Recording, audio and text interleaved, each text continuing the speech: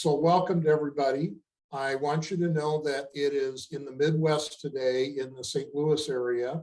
We're on the east side of the Mississippi River, but in the metro area. And it is sunny, it is 74 degrees, and it's perfect. And that's how it always is here. I just want, no, that's not really true, but the first part of it is true. So I want everybody to recognize too, if you don't already, if you're in the US, this is Small Business Week, which is when we recognize entrepreneurs, startups, other small businesses. And it's also Economic Development Week, which is when we recognize those who help small businesses. So this is very appropriate time to have this kind of session. And so we're happy to be able to link up with all of you. I'm speaking to you today from Cafe Biz 618, which is a co-working center that started in 2020 during the pandemic. And I'm speaking on behalf of the Metro East Business Incubator, which is an incubator that started in 2020 as well. I'm going to get back to that in a minute. But we are, and one of the other speakers we're going to introduce to you in just a moment, are all products of the pandemic and not letting the pandemic stop us.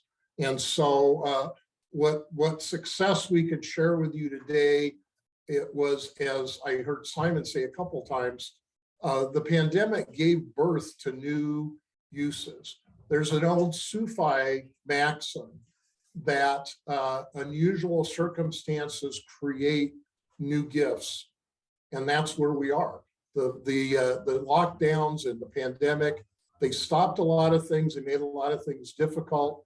But for those of us that soldiered through and found new ways, it's been a real plus. The other thing I want to mention is I really like Tim's comments, and Tim and I are old colleagues. I won't say old, I shouldn't say old, Tim. We are former colleagues, still colleagues today. And I really took both his comments and Simon's. There are no barriers in many ways in today's world because of the internet. I'll give you an example. We're in a co-working center. We're in the middle of a shopping center. We're next to a custom t-shirt shop.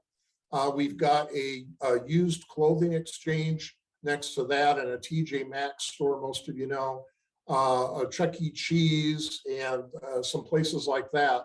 And that's where we're putting businesses, giving them leased space of various sizes, various terms of time. And so geography, and we're in the middle of the Midwest. We're in the St. Louis region, which is one of the entrepreneurial hotspots in the country, and I'm sure you'll know. We're on the other side of the Mississippi. We're not a place you would expect to find entrepreneurs, but there are lots of them in this community and in our neighboring communities that we're serving. And so geography is not a barrier. Another thing, I want you to know, I retired 2 days ago from employment at the city of Fairview Heights. I am here today. It's not my vocation anymore. It's my avocation to work with entrepreneurs. And so your job status and your age are not barriers. And the other thing I want to mention, I worked with Tim about 25 years ago in Tacoma and helped start an angel investment network.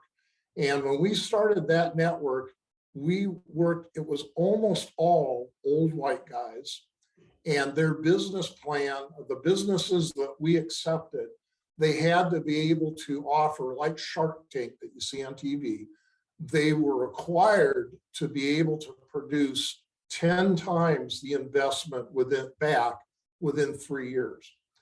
The incubator that we're running today isn't like that at all.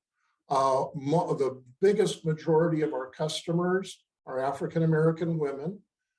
We have every size from micro enterprises. And if you look at SourceLink and the kinds of businesses that they count as startups, micro enterprises under $30,000 revenue for the entire year. Second Act, all of those types of businesses, it's a whole different stew of clients that we serve. And I'm just thrilled about it because the barriers to inclusion for, if you get in the right situation, and there's many situations that still need to change.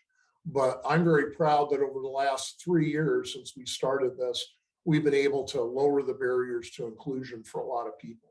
Now, saying that, our incubator, we started organizing it in the fall of 2019.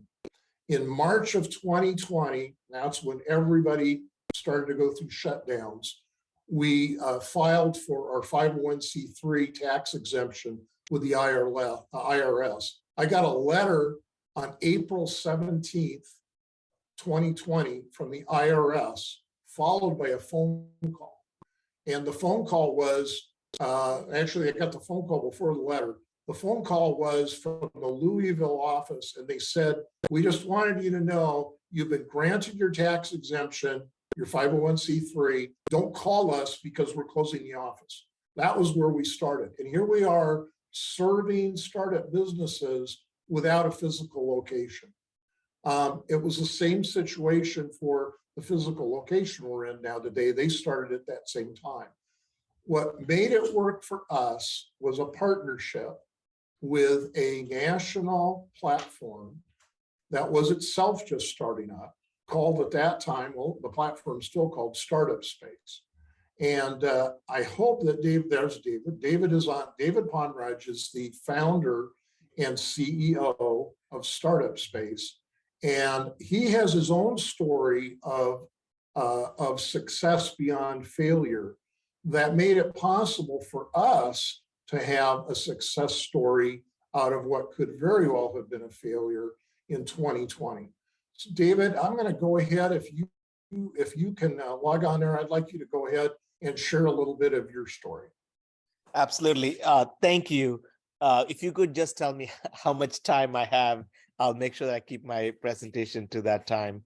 So, Tim, Paul, how much time? Yeah. Tim, how much time should we allow? Oh, you've got 7 more minutes. Okay. Excellent. Excellent. So I'll try to keep it really, really brief. But thank you, Tim, and thank you, Paul, for this opportunity to share. I wanted to kind of, and I think Tim has actually been on our platform as well, and is kind of aware of our work. Just to give you all like a 30,000-foot level introduction to who we are.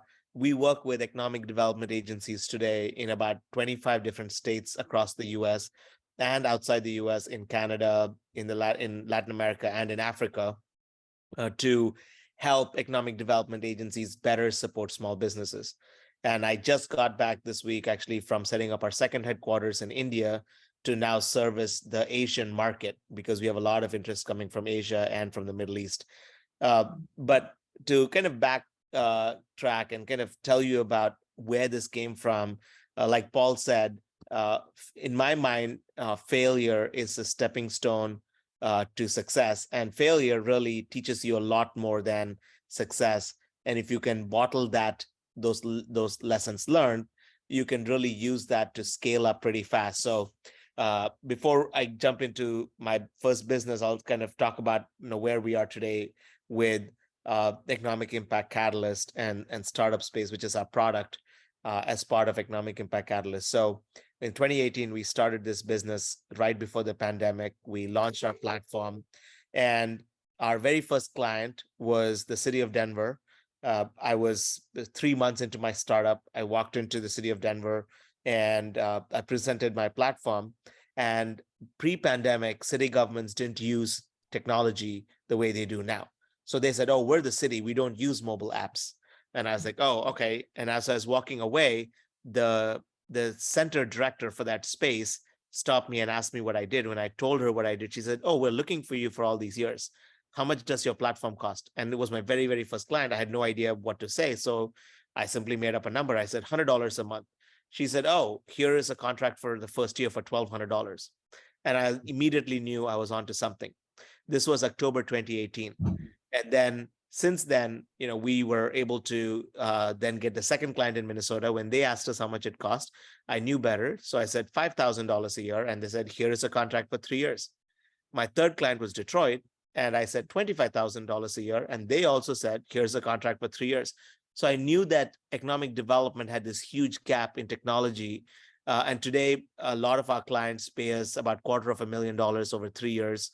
We have contracts with the state of California, with the state of Iowa, with the state of Michigan, supporting entire statewide ecosystems. And in Paul's backyard, we have the St. Louis ecosystem uses our platform for their work. In Illinois, we have clients that use us. And really the success of this platform that in over 3 years, we've been able to get over 100 clients starts in the last business that I had, where after 4 years of trying, it kind of crashed and burnt. And what that taught me was, as a founder, I got to focus first and foremost on the unit economics of starting a business. As in, every dollar I spend needs to create profit. And looking at Shark Tank and all these other shows on TV, we're kind of fooled to think that if you have an idea, you can make money out of the idea. Nobody's going to pay you for your idea. Ideas are free, and everybody has the same ideas. Even the idea I came up with to support economic development, many others have had this idea even before us. And so the goal is, how can you kind of execute better than everybody else? And how can you make sure that you're profitable from day one, even if it's making a penny on the dollar? Because that creates that sustainability, because nobody's going to give you any money for your idea. Less than 1% of 1%, so 99.99% of businesses that start in the US cannot raise capital, either from traditional lending sources or from equity investments. And for a lot of us, it comes from our sweat equity and from the money we get from our 401k or from our personal savings. And so what you want to make sure is that we are able to create solutions that can scale and can be sustainable and can create wealth for our families. And in the absence of that, the goal is that in the absence of that, you could become poor very fast. And so I tell everybody that I work with, you want to make sure that your idea can generate profit and wealth for your families. And if it doesn't, that you know when to walk away so that you don't become poor in the process of becoming rich. And that's like one of my biggest learnings from my first business. When the unit economics didn't work, I thought I got to work harder. Instead, asking myself if the market was ready for what I was doing, or whether the fundamentals of my business were strong, whether my business plan made sense, whether I had the right tools to be able to be successful, etc. And so I will say that when you go to launch a business, you want to make sure that fundamentally, this is a business idea that the market needs and the market timing is there. And if it doesn't mean you're not smart enough or that you're not capable enough, that you just have to go back to the drawing board.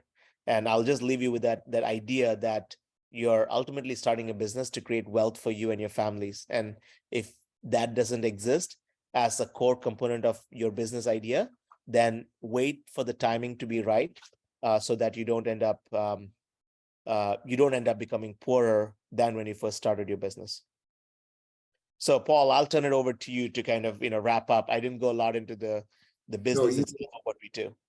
As always, you did great, David. David does a lot of speaking on a lot of platforms, and we're very pleased to have him today. So we're pleased to have the opportunity, Tim. Thank you, and we'll turn it back over to you.